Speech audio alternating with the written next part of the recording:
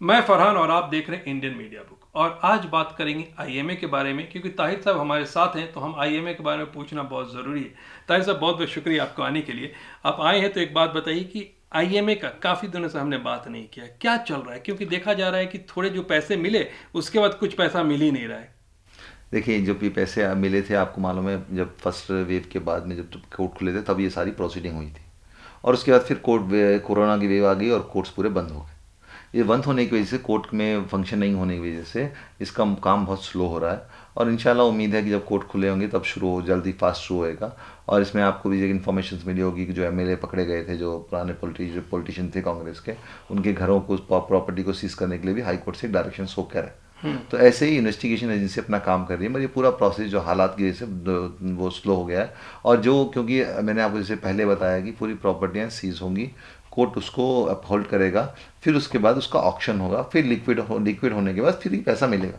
तो ये प्रोसेस थोड़ा लेंथी प्रोसेस होता है क्यों, और ये प्रोसेस डिले इसलिए से हो गया है कोरोना की वजह से। 1.5 साल से कुछ भी अच्छे ढंग से काम नहीं हुआ। मुझे उम्मीद है इंशाल्लाह, जो पहले से बोल रहा हूँ, मैं आज भी आप सब लोगों को ये बताना चाहता हूँ, आपके सुनने वालों को, कि आप लोग भरोसा रखिए। इंशाल्लाह ये प्रोसेस खत्म होने के बाद जितने भी लोगों ने इन्वेस्ट किया उनका 50% पैसा आएगा। मैं एक एडिशनल एक जो ज्वेलरीज के बारे में भी, जो उन्होंने मॉर्टिगेज किया था, उस ज्वेलरी के बारे में एक इन्फॉर्मेशन दे देता हूँ। मॉर्टिगेज ज्वेलरी के लिए एक बहुत अच्छा ऑर्डर ऑलरेडी कोर्ट ने पास कर दिया है। मगर अगेन, जैसे मैंने बताया ना, कोर्ट जैसे जिस दिन ऑर्डर पास किया उसके 2 दिन के बाद कोर्ट्स बंद हो गए वो। और उसमें फिर कोर्ट में कुछ जुडिशियल ऑफिसर का ट्रांसफ़र भी हो गया। इंशाल्लाह अल्लाह ने चाहा तो बहुत जल्दी अब दोबारा 5 तारीख के बाद कोर्ट की फंक्शनिंग शुरू होएगी। उस फंक्शनिंग के बाद पहले सारी चीज़ें स्ट्रीमलाइन होएगी, क्योंकि नया ऑफिसर आएगा, कोर्ट जुडिशियल ऑफिसर आएगा, तो थोड़े दिनों समझने में टाइम लगाएगा। हो सकता है 2 वीक को काम को समझने में टाइम लगाए। और 2 जब उन्हें काम समझाएगा तो मैं कम समझेगा, तो मुझे उम्मीद है कि बहुत जल्दी जल्दी काम शुरू होगा। और जैसे कि डर है एक तीसरी वेव आने का भी, आप लोग सब दुआ कीजिए ऐसे कोई तीसरी वेव नहीं आए, जिससे कि हम हमारे मुल्क में और पूरी दुनिया में लोग इससे परेशान न हो। और इंशाल्लाह अगर ऐसा कुछ हुआ, खुदा ना खास्ता अगर ऐसा हुआ, तो फिर क्या होगा, फिर इस प्रोसेस को देर लगेगी। मगर मुझे पूरी उम्मीद है। आईएमए, जैसे मैं स्टार्टिंग से आपको बताया जा रहा हूँ, आईएमए ही एक ऐसा केस है पूरे हिंदुस्तान की हिस्ट्री में जहाँ पर पॉन्जी कंपनी से लोगों को पैसा वापस मिला है।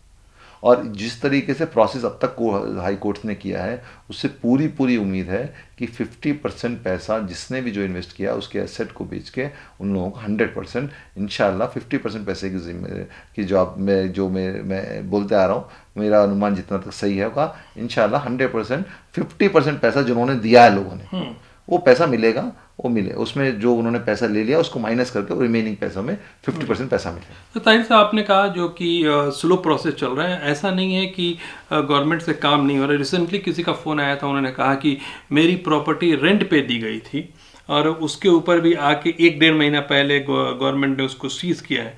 तो ऐसा नहीं है कि गवर्नमेंट सो के बैठी है, काम स्लो चल रहा है। नहीं, इसमें क्या है, बहुत सारी चीज़ें हैं। देखिए, एक लीगल प्रोसेस है। अगर उनको कुछ सीज करने भी जाना तो उसको भी कोर्ट से ऑर्डर लेना होता है। कोर्ट खुलेंगे तभी तो लेंगे वो चीज़। तो और उसके बाद दूसरे, एक तो एक ऑक्शन, ये तो कोई अटैचमेंट है। अटैचमेंट होता है, फिर ऑक्शन होना है, फिर लिक्विडेशन होना है। आपको मालूम है आज हालात पैसों की क्या है, मार्केट में लिक्विड मनी कितना है। और मान लीजिए कल कोर्ट ने पूरी प्रॉपर्टी को बोल दिया लिक्विड करो, तो भी वो लिक्विड में ऑक्शन में देर हो सकती है।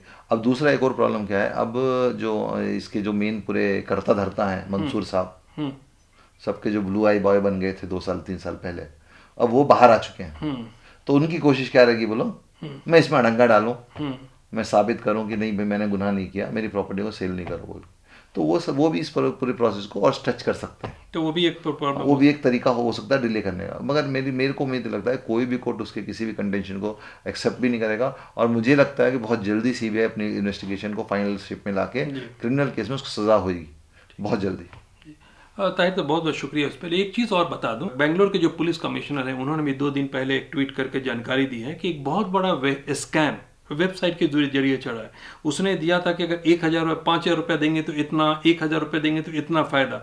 और सिर्फ वेबसाइट के जरिए, मैं वेबसाइट आप स्क्रीन पे देख सकते हैं, जो वेबसाइट दिखा रहा हूँ, वो वेबसाइट के जरिए ना उसमें टेलीफोन नंबर है, ना ऑफिस का पता है, लेकिन उसने लुभाने वाला स्कीम दिलाया और करोड़ों रुपए, 2,000 लोग ऐसे थे जिनसे करोड़ रुपए उसने हासिल किया है।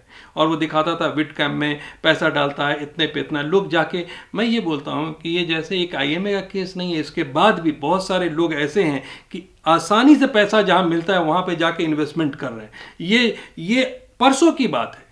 निश्चय। और आप, मैं वेबसाइट का पूरा रिसर्च किया ताहिर भाई, कहीं भी मेरे को नहीं लगा कि मैं इनसे बात कैसे कर सकता हूँ। मतलब मेरे को समझ में नहीं आता है लोग ब्लाइंडली जाके पैसा कैसे डाल देते हैं। इसमें क्या होता है, ऐसे लोग हैं जो कि बेवकूफ़ लोग रहते हैं, उनको करना खुद वो उनके अंदर कैपेसिटी नहीं रहती हम कुछ करने की, और वो लोग क्या करते हैं, इजी मनी चाहते हैं। और ऐसे ज़्यादा लोग अनफॉर्चुनेटली मुस्लिम कम्युनिटी में बहुत ज़्यादा है। तो और आप भी देखेंगे तो 2000 लोगों में, आपको मालूम है 2000 लोगों में 1300 से ज़्यादा लोग मुसलमान ही हैं। ऐसे लोग हैं।